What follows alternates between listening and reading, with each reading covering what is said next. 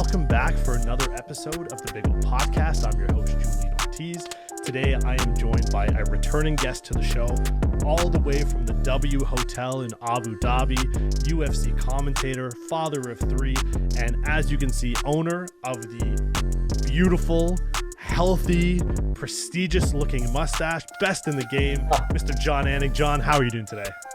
I'm doing well. It's good to be back with you, Julian. I kind of thought you were talking about my Fernando Tatis Jr. Padres t-shirt, but this mustache will certainly accept the compliment. So Listen, we'll take it. I saw you on the live earlier with some technical difficulties with Mr. Paul Felder, and you talked a little bit about your new love for NL San Diego Padres. They've made some big moves. This looks like a year they could, try to take the crown from the Dodgers.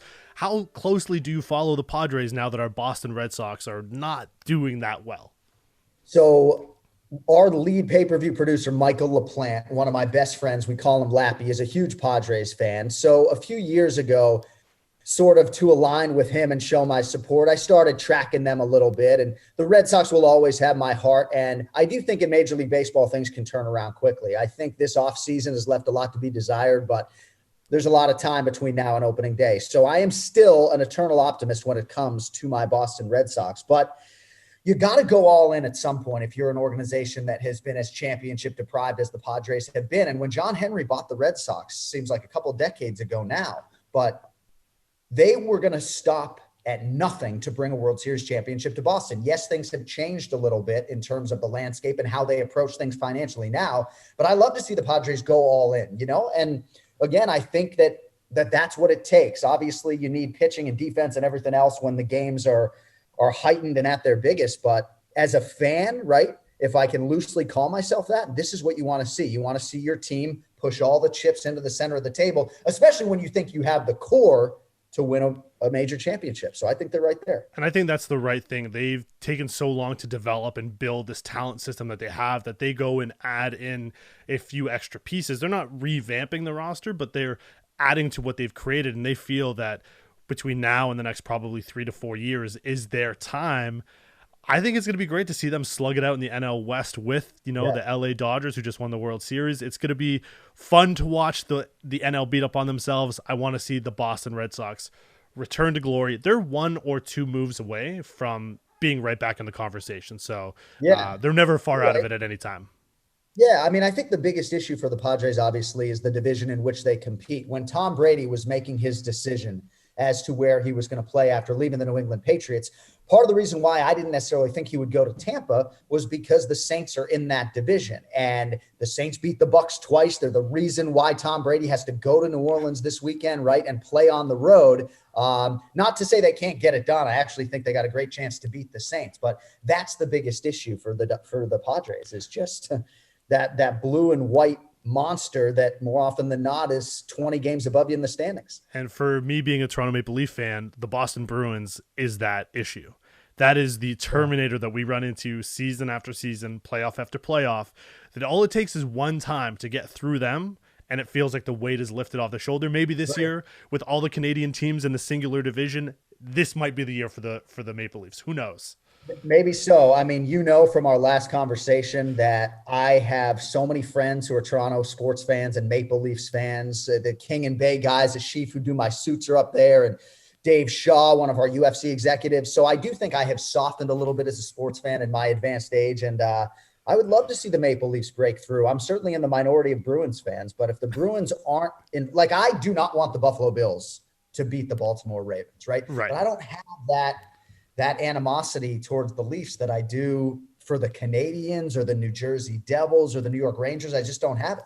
It's funny you say that because I find myself this year with our Patriots on the outside looking in, not making the playoffs, just wanting whoever the Bills play to beat them. I don't care who it is. It could be the Browns. It could be the Jets for all that matter. I really don't care. I just don't want the Bills to win. And now I know, I guess, what it's like when people are always rooting against our team for the 20 plus years of dominance.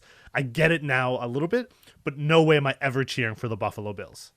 Yeah, can't happen. No, and I feel that same way. I used to have a healthy dislike for the Buffalo Sabres, but then they became so irrelevant for so long that you sort of soften your stance. But I hope your Leafs do well, not at the expense of my Boston Bruins, but I actually, just before we started talking, I played a bet on the New Jersey Devils on opening night against the Bees. I'm always betting against my teams, trying to purchase wins. So we'll see how it goes. All right. Love it. Love it. Now, you just got out of fighter meetings, right? Leading up, we have 3 cards coming up in Abu Dhabi, the return to Fight Island. I think this is your 3rd time there now. What is it like for you into these fighter meetings when you have to, see these guys? What takes place in these meetings? So it's actually my 4th time here, because you may recall, even though this is technically, you're right, Fight Island 3.0 3rd iteration, but for that extended 5-week trip in September and October, I came for Adesanya Costa, then I went back home and I came again. So it's getting old, 15 hours and 41 minutes on a plane is getting a little bit old. And I guess the big challenge for the fighter meetings today, DC, Dan Hardy, and I are calling the show on Saturday night, but Dan Hardy has already been here. So he was out of quarantine in the room with the fighters, and DC and I had to do it over Microsoft Teams from our hotel room. So not ideal, but certainly the fighter meetings were productive. And I think for me, it's most interesting to talk to a fighter like Jocelyn Edwards, who we just got off the phone with. A week ago, she's on the outside of the UFC looking in, knowing that maybe that phone call could come in. And here she is this weekend. She'll become the first Panamanian woman to fight in the UFC, fighting Wu Yanan. And it's always fun for me to talk to the newcomers who are a little bit wide-eyed as they sit down for a UFC debut or a second UFC fight. So, some fighter meetings are more fruitful than others. There's no doubt about it. But we did 16 of them today, and I'm glad they're in the can. Now, is this just for the first card coming up on Saturday? Do you do fighter meetings days prior to all of the cards that are happening on Fight Island? Yes. So I am only doing this show and then the pay-per-view. So I'll do another batch of fighter meetings with Dustin and Conor and those guys, I believe, next Wednesday. I will not be a part of the fighter meetings for the Chiesa Magni show because I'm just working the desk. And I find it can be too many chefs in the kitchen, all these different broadcasters asking questions. So I will lay back in the cut for that one. They send us all the notes, though, so we'll have a good idea of what was said. Speaking of broadcast, the UFC starts their year with a UFC Fight Night being broadcast live on ABC. What does this mean for the UFC as brand when it comes to, expanding their reach from just an ESPN to now an ABC? What does that mean for them when it comes to their global development? It's a good question, and I think it's a question that we don't know the answer to right now. When we were on Fox 4 times a year, 5 times a year on Big Fox later in that broadcast partnership. But I haven't been told anything in terms of what Saturday night means for our future on ABC. We are partially going up against an NFL playoff game, so I'm very curious to see what type of number we will do. I don't know how quickly this came together. I try to stay in my lane. I don't know why this decision was made for this particular show. Certainly when you look at a main event like Max Holloway versus Calvin Kattar, you can understand why they would want to put that on network television. But I think our focus has to be putting our best foot forward, maximizing this broadcast so that the ESPN and Disney executives have no choice but wanting to give us this slot 4 or 5 times a year. So it's a big deal. Maybe it's lost on me at times because I have such a tunnel vision in terms of the broadcast and my preparation. We're certainly looking to make the most of it, and hopefully it's not a one and done. Now, speaking of your preparation, you're used to being on ESPN Plus or even pay-per-view. Now you have to factor in commercial breaks. How does that factor into your preparation as you prepare for Saturday night's fight? So pay-per-views are the most daunting for me because I am the walking, talking commercial break, essentially, right? So all those promos are me essentially reading commercials over 7 hours. I think there was one broadcast where I might have done 4 EA Sports UFC reads in one singular telecast. I mean, it's absolutely obnoxious. So for me, I like those commercial breaks. I get to reset a little bit, and it does take some of the heavy lifting off of my plate.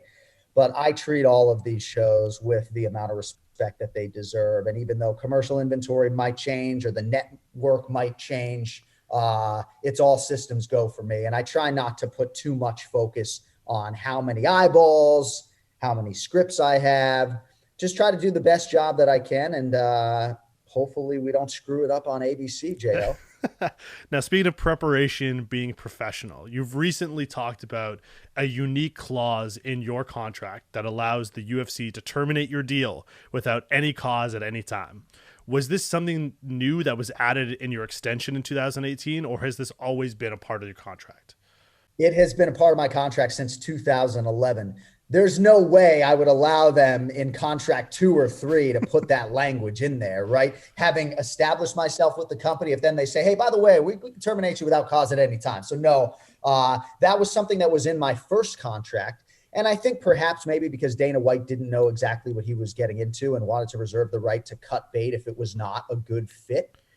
But it's unique language to a broadcast contract. I mean, I'll tell you that my agents had never done a sports broadcasting agreement with that type of language in there before they did my deal. So it was a little bit unique, but it serves as a motivator to me. And I try not to think too much about the fact that my contract is not guaranteed. Well, it keeps you on your toes, right? I mean, obviously you're a consummate professional. You take pride in everything you do and all aspects of what you do. So it definitely is interesting because I've never once seen in anything, whether it's athlete or commentator or analyst at all, where it's at any time you're on the chopping block. But do you see that as motivation? Like since 2011, was there ever any indications that you were ever close with a comment you made or a broadcast that, shoot, I need to really watch what I'm saying or doing? It's a good question. And you're full of them today, Jo. I like that you're hitting me hard. I hope the Wi-Fi here in Abu Dhabi is holding up okay. It's been a little bit bouncy today. But no, I don't think I've ever been close. I mean, certainly Dana rode me pretty hard early on. And, Joe Silva was a good sounding board for me back in those days because I'm really trying to execute the guy's vision, right? And ultimately, it was a transition for me from broadcast journalist to promoter. I mean, make no mistake about it. I'm a promoter. Yes, I have journalistic components to my job, but I am a promoter. I work for the UFC. I don't work for the network. And I think largely the networks just appreciate their talent, And so when you're working for the network, I think there's a certain amount of network support, undeniable, unconditional support that you get from a network. So that's been a little bit of a challenge for me, but I try to learn from those few instances in which maybe I haven't executed their vision as to why we were on different pages. But I think it's probably a better question for Dana. How close has Anik really been to getting fired over the last 10 years? Crazy to think I'm coming up on 10 years, but we've managed to stay on the payroll at least for now. Now it's funny.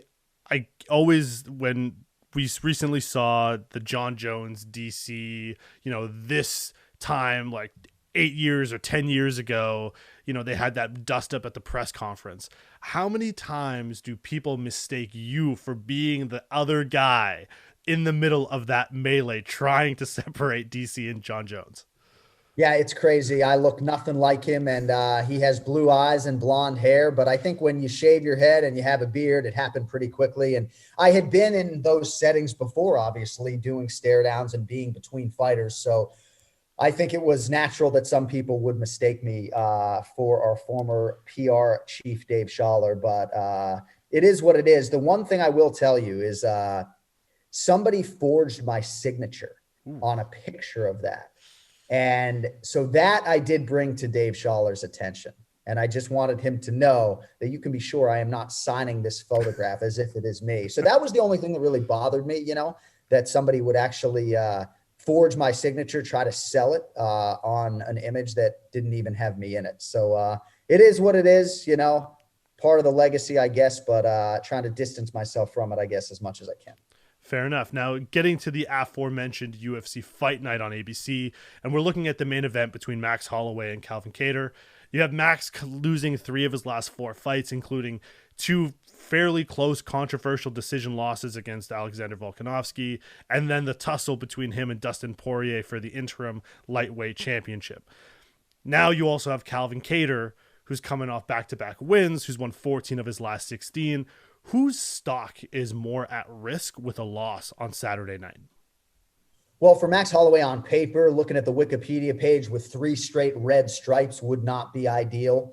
So I think for Holloway, in terms of a featherweight championship trajectory, this is one that he has to have. Otherwise, I think he'll make a pivot, move up to lightweight, and you'll see him compete at 155 pounds. I think for Calvin Kattar, number 6 in the world, you get an opportunity against the number 1 contender. This is a fight that you've got to have. And I know on our podcast, Kenny Florian hates when I say, oh, that loss is a 2-year championship setback. But I'm telling you, if Calvin Kattar loses to Max Holloway without controversy, I don't think you'll see him compete for the featherweight title until 2023. So to me, I think they both have just as much to gain and just as much to lose. I think maybe Kattar has a little bit more to gain because if he wins this fight, I think he could idle and wait and get a title shot because he will have beaten the number one contender. But Holloway has said to me, Jo, not only does he think that he's going to move up to 55 and eventually have a long run there, this dude wants to compete at 70 and even 85 before he's done in the UFC, which sounds a little bit crazy, but I do think that Max Holloway's future is going to be in the lightweight division. But again, if Max wins this fight, I think there's going to be a healthy appetite to see him run it back with Alexander Volkanovski if Volko gets by Ortega, because most people believe that Holloway-Volkanovski series really should be 1-1. It could easily be 2-0 the other way as well. I mean, depending on... I don't think that. I love you, but I had the first fight 50-45 for Volko. So I think in terms of those two fights, and other people had it closer, no doubt about it. But if Holloway had won that first meeting, I think that would have been a far worse decision and far more of a robbery than what we saw, last summer. All right, so put on your Merlin's hat, get out your crystal ball. What trilogy fight do we see first? Do we see Holloway-Volkanovski or do we see Shevchenko-Nunes? Which one happens in 2021, if either of those happen? I think 2021 might be a tough sell, but I certainly think it's more likely that we see Volkanovski and Holloway a third time. And I'll say that for a couple of different reasons. Amanda Nunes is 2-0 up on Valentina Shevchenko. And even though the second meeting was close, not unlike Volkanovski and Holloway, I'm just not sure what her appetite is to give Valentina that third opportunity. You also have to recognize everything that Amanda Nunes has been through. Just because she has been dominant doesn't mean that she hasn't gone through hundreds of hours of training and championship training camps, one on top of the next. I mean, after that fight against Felicia Spencer, she barely got touched, but she could barely walk from kicking so much. So I'm not sure how much she's going to be able to kick for the rest of her career. I'm also not sure how many times she's going to cut down to 135 pounds for the rest of her career. So were Valentina Shevchenko to fight for Amanda's featherweight title, I think that's actually more likely, as crazy as that might sound to people.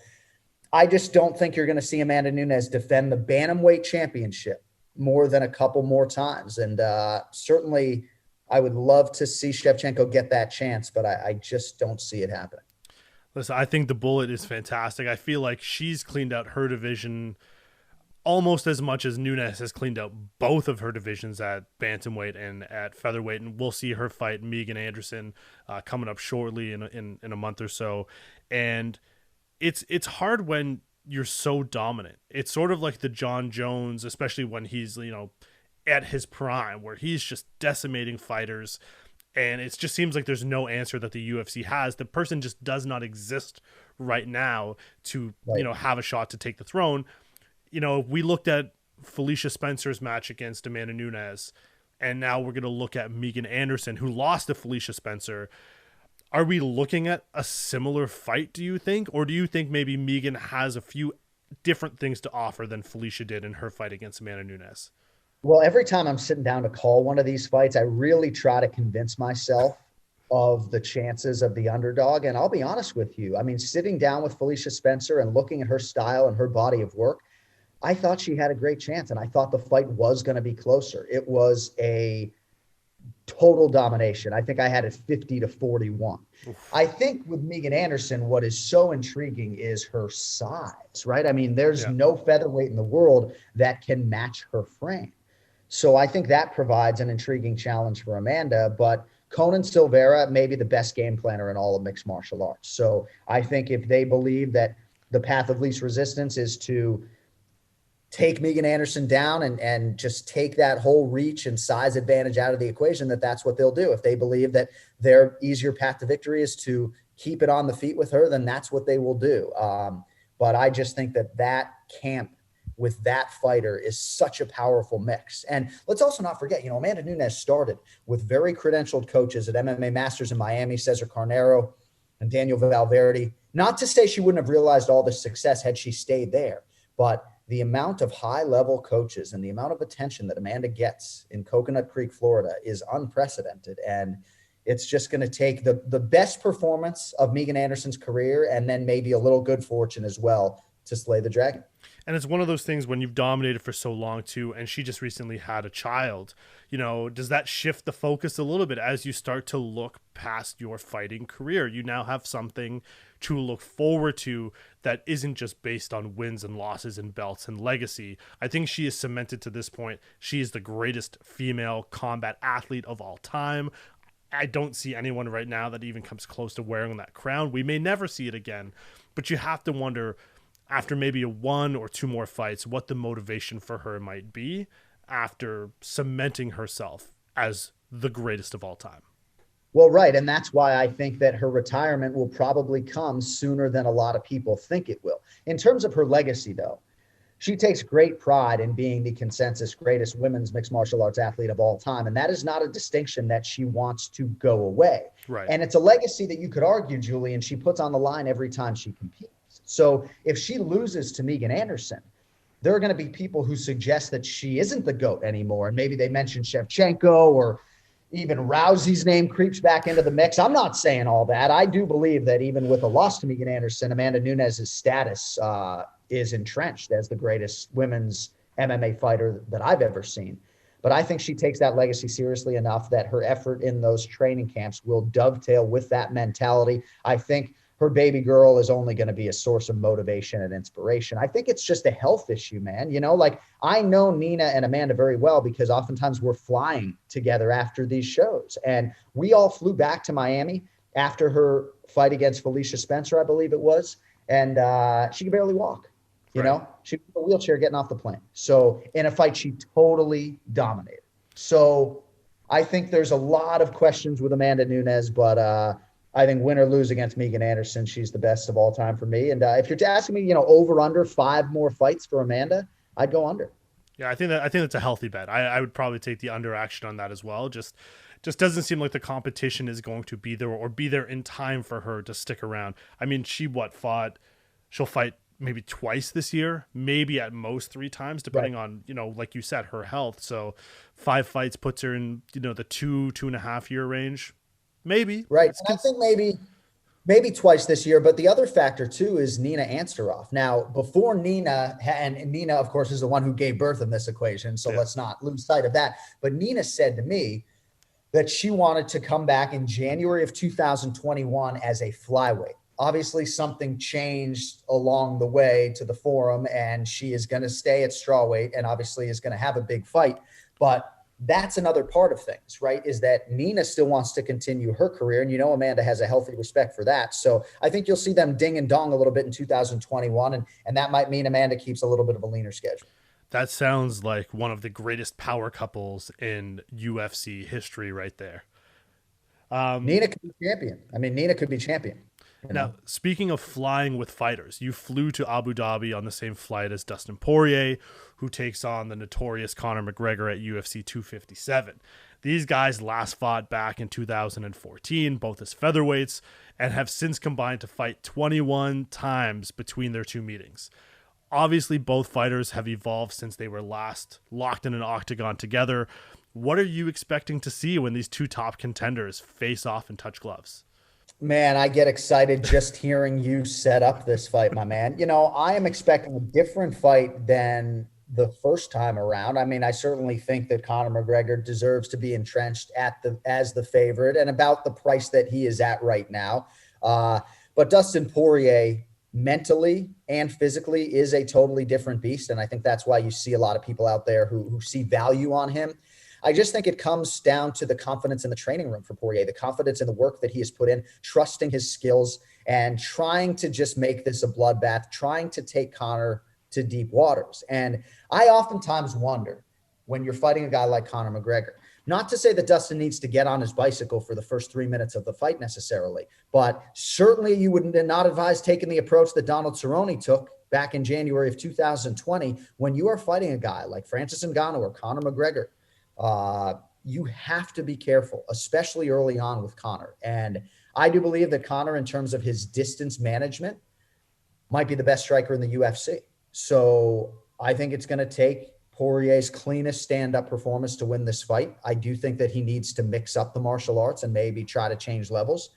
But it's a fascinating matchup. And Poirier is about as mentally tough an athlete as I have been around. So I certainly wouldn't put it past him. But again, I think people lose sight of just how good Conor McGregor is because he hasn't been in an active MMA competing schedule in 5 years.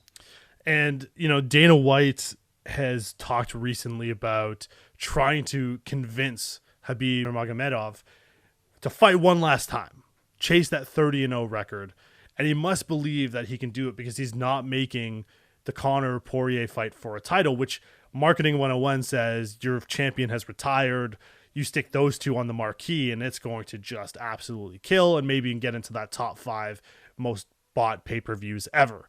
What does the division look like if Khabib doesn't come back when you have basically a lightweight tournament going on? Because on this fight as well is Michael Chandler fighting in his octagon debut. What does it look like if we eliminate Khabib from the lightweight division? Well, I think it remains to be seen how the pay-per-view would be impacted, whether or not the belt was on the line. One thing about Dana is that he really has always believed in a meritocracy and competitiveness, even if certain matchmaking decisions don't dovetail with that. He wants the most deserving guys fighting for the title. As far as the landscape of this lightweight division, I think it's good that the belt is not on the line. I think you will obviously have one half of your championship equation with who emerges in this fight.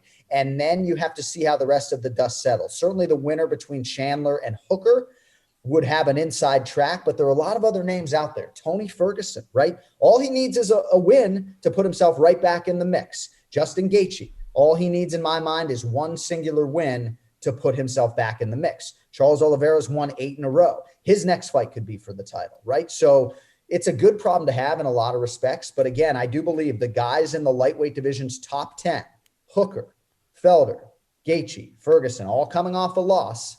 One win puts you right back in this conversation. So I got my eyes on Hooker and Chandler to see how that fight plays out. Certainly if Michael Chandler goes and knocks out Dan Hooker, which Dustin Poirier wasn't able to do over 25 minutes. If Chandler gets Hooker out of there inside of 15 minutes, I think Michael Chandler's going to have a pretty good case for a title fight, even though a lot of UFC diehards might not like that line of thinking. So the cupboard is the furthest thing from bare, my man. We just have to see how it plays out. It's a great problem to have, as you said, for Dana White, who, going into year 2 of this pandemic, you could really say was one of the best, if not the best, when it comes to getting sports back on television and having their athletes compete. I think a lot of other major sports looked at what Dana was able to do and fashioned their plans around it. I think Dana, who said he has some surprises for people who are looking to pirate the upcoming pay-per-views, I'm very interested to see, what sort of new technology or cybersecurity Dana has when it comes to that. Have you heard anything? Has there been any rumblings around what Dana might have been talking about? No. And again, I try not to be a gossip mongerer and live in the rumor mill because I got so much goddamn shit on my plate, Jo, that if I start to think about that stuff, it's just a waste of my time. But you are right that he's the hardest worker in the room. He is. And he was built for 2020, as he suggested this week. The way he operates his business makes guys want to run through a wall for him. He was built for succeeding in an environment in which most people would fail. So I wasn't the least bit surprised that we were first, even if some of us staffers even had some trepidation early on, in April of 2020, when it looked like I was going to have to find my way from South Florida to Lemoore, California, and wasn't exactly sure how I was going to get there and how many different airports I was going to have to fly into. But really not unlike Bill Belichick, Dana White just has this way of making people just want to go to war for him. And I'm not the least bit surprised that he was able to have such a big 2020. Now, shifting gears, I know we got to get you out of here. We're pressed up against time a little bit. But before I let you go, I got to ask you one last thing. And this is going back to your Boston roots. Everyone knows that you're the Boston guy. We talked about it off the top of the podcast. What are your top 5 Boston movies? Top 5 Boston movies. Oh my gosh. So I am not your source when it comes to movies, but I will give you my top one is Good Will Hunting. And I've only seen it twice because I want it to be fresh every time I go back and watch it. So I remember I watched it the first year that it was released, and then I wouldn't watch it again for like 5 years because it was so good that I wanted it to be fresh the second time I watched it. So, I like The Departed. There's a lot of good Boston movies out there, but kind of put me on the spot with that one. There's so many amazing movies. I even like The Town, which I know some people didn't like that one necessarily, but the conversation for me always begins and ends with Good Will Hunting. And I might have to watch it a third time, actually, when I get home from Fight Island. You just named 3 of the top 5 I had in my. What do you got? What do you got? I had Good Will Hunting. I had The Departed. I had Fever Pitch, because obviously as a Red Sox fan, I just hold that. And then The Town and The Fighter. The Fighter was the last one that I had. Yeah, I like The Fighter too. I really like The Town, so I feel good. I feel better about my ability to analyze motion pictures, given the fact that you seem to like The Town. Because when I tell people I like that movie, some people think I'm crazy. So that was in the Ben Affleck renaissance when he decided to come back and he killed it. I love that. Jeremy Renner, amazing flick. Jon, it's been a pleasure once again catching up with you. If people want to hear more from you on Fight Island, more in-depth breakdowns and analysis of the upcoming UFC fights, and a program that rivals The Departed in terms of colorful language, what should they be checking out for their education? I got to stop dropping these F-bombs on the Anik and Florian podcast. It's getting a little bit out of control, but that is the platform that I get to really just be myself. And if I'm really being myself and just talking to my best friend, Kenny Florian, if I'm not cussing, then I'm not being me. I'm trying to perform or be a broadcaster, right? Like if Kenny and I are talking on the phone as 2 native Bostonians, it's just one cuss after the next. So the Anik and Florian podcast is on our YouTube channel every Monday. You can also access it on Spotify and iTunes and anywhere else that podcasts are ingested. And I'll be doing a show with Paul Felder this week. We do a little side shoulder program called F&A. We try to do an Instagram live actually from Abu Dhabi today, but I was told that they get blocked in the United Arab Emirates. So we're going to do a little UFC 257 preview either later this week or next week on the Anik and Florian podcast YouTube channel. And people seem to like the behind the scenes stuff on Instagram. So I've been trying to churn out more of that here on Fight Island, and plenty of time to do so in quarantine, man. I'm sitting here. I got 18 hours left before I get out of this godforsaken one. You're almost there. Boom. There you have it. Make sure you subscribe, rate, and leave a review for the Big O Podcast and the Anik and Florian podcast. Available on Apple Podcasts, Spotify, or wherever you get your podcasts, with full videos up on YouTube.